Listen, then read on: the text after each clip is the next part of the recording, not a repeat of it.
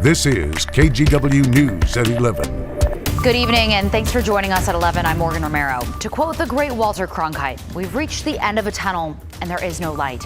After 2 decades of fighting, the U.S. is evacuating its embassy in Kabul, Afghanistan. The Taliban took back the country just weeks after the U.S. started pulling troops from the country. Now, Americans and Afghans are rushing to leave. NBC's Richard Engel has more. The Kabul airport is the only safe way out of Afghanistan. And today there was nearly a run on it. Afghans who could get visas rushed to foreign countries. For the United States, the airport is the staging ground to evacuate U.S. embassy personnel. Helicopters and airplanes circled over Kabul, shuttling between the embassy, where sensitive documents were burned, and the airport as the Taliban closed in. The militants had already taken every city except Kabul, mostly without fighting. U.S. trained and equipped Afghan soldiers just melted away. By early afternoon, the Taliban's advance got even stronger.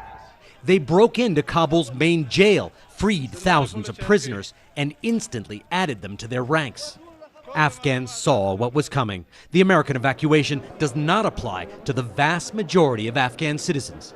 I went to an office in a shopping mall packed with Afghans struggling to fill out the State Department's webpage for visa requests. Most people here worked for the U.S. military in minor roles, like cooks, cleaners, and guards. Afghans swarmed around me, thinking that as an American, perhaps I could help. They showed me documents proving their employment history. So everyone showed up with their ID cards, pictures of their phone, other IDs, recommendation letters, employment contracts, and they're hoping that all this paperwork will be enough to get them a visa immediately so they can get out of this country. Others came here because they're terrified of the Taliban and didn't know where else to go. She doesn't have any connection to the U.S. She's just here out of desperation. She's saying, please, do something. Take my son. They were right to be worried. By late afternoon, the Taliban made a brief incursion into Kabul, probing. They met no resistance. Kabul would be a walkover. Just hours later, seeing the writing on the wall, and likely saving his life, President Ashraf Ghani escaped the country. It was game over.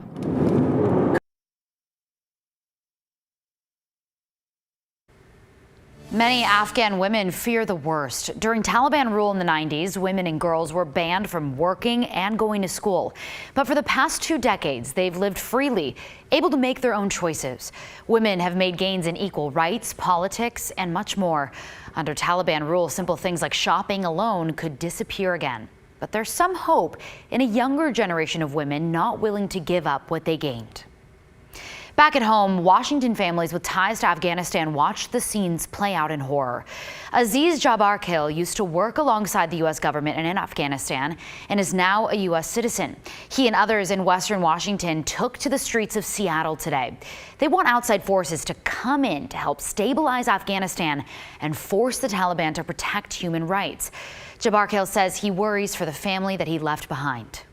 They're really afraid. Their concern is that the Taliban has no political ideology.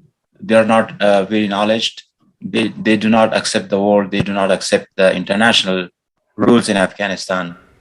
Meanwhile, Oregon Congressman Earl Blumenauer helped create the Iraqi and Afghan immigrant visa programs for people who help U.S. forces. He says the U.S. must act now to evacuate Afghan allies who put their lives on the line to help our country. He goes on to say, now is the time to save lives.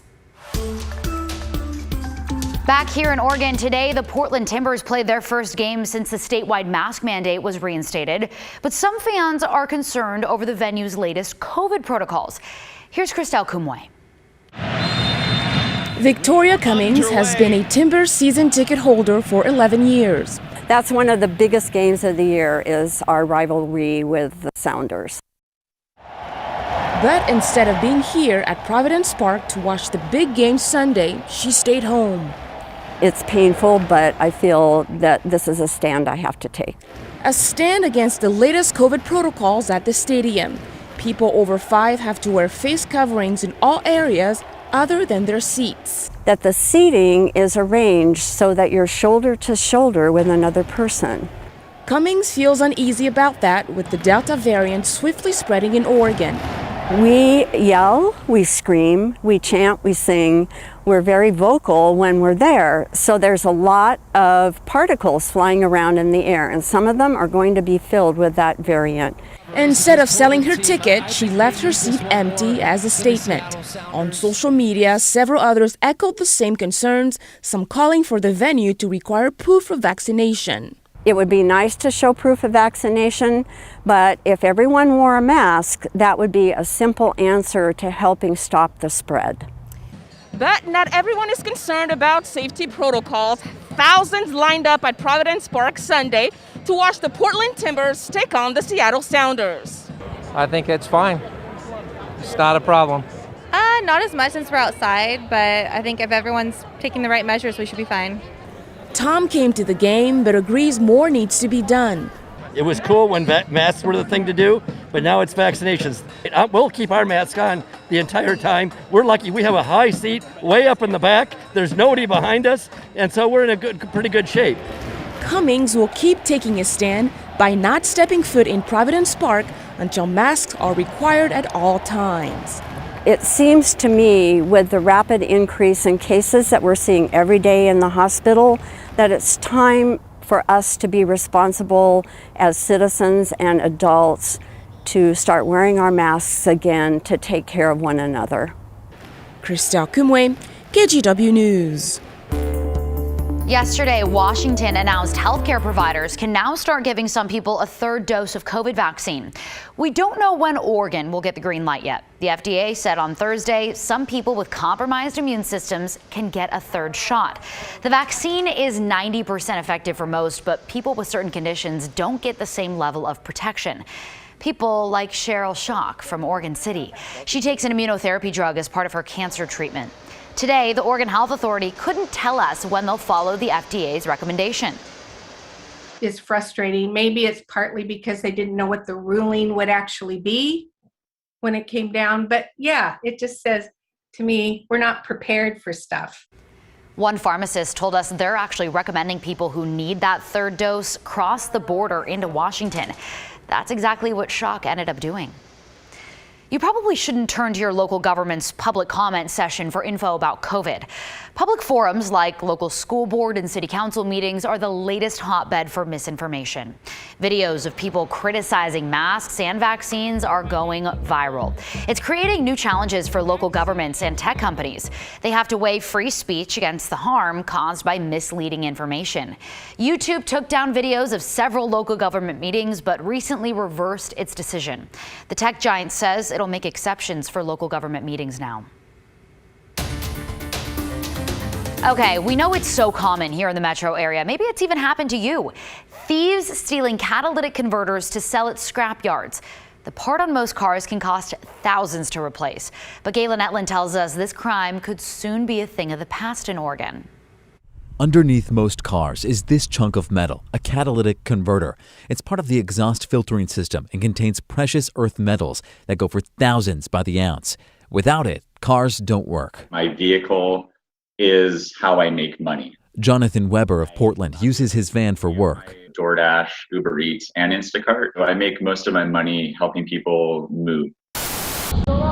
On Saturday, he parked his van around the corner from a gig in Northeast Portland, and while he worked, this doorbell camera picked up the sound of an electric saw with someone underneath his van in broad daylight. They parked their car right next to my van in the middle of the road so no cars could go through, and they opened their door to keep cars from going through as well. When he got back, the converter was gone. He found out when he turned the keys to the ignition. Extremely loud sound. It startled me. I actually thought I had gotten into the wrong car. The converter alone could cost him about $2,500, not to mention the lost wages from gig work. It's going to be a real financial loss. Now on KGW News, gone in 70 seconds. It's just a very, very quick. It's the same story for so many. Cut off of a bus used to transport seniors. A crime that's growing everywhere. He says crooks steal 3 to 4 catalytic converters just from him every month. That's why Oregon lawmakers passed Senate Bill 803. It ensures scrap metal businesses only buy or receive catalytic converters from commercial sellers, not thieves. Take the market away. Oregon State Representative Chris Gorsuch sponsored the bill, now signed by the governor. It takes effect in 2022. It's very disheartening, let me say. The new law can't help victims like Jonathan Weber yet. What would your message be to the thieves in this?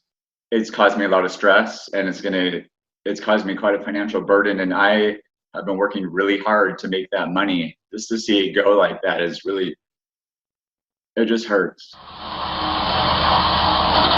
For many working to get by, it's much more than a chunk of metal.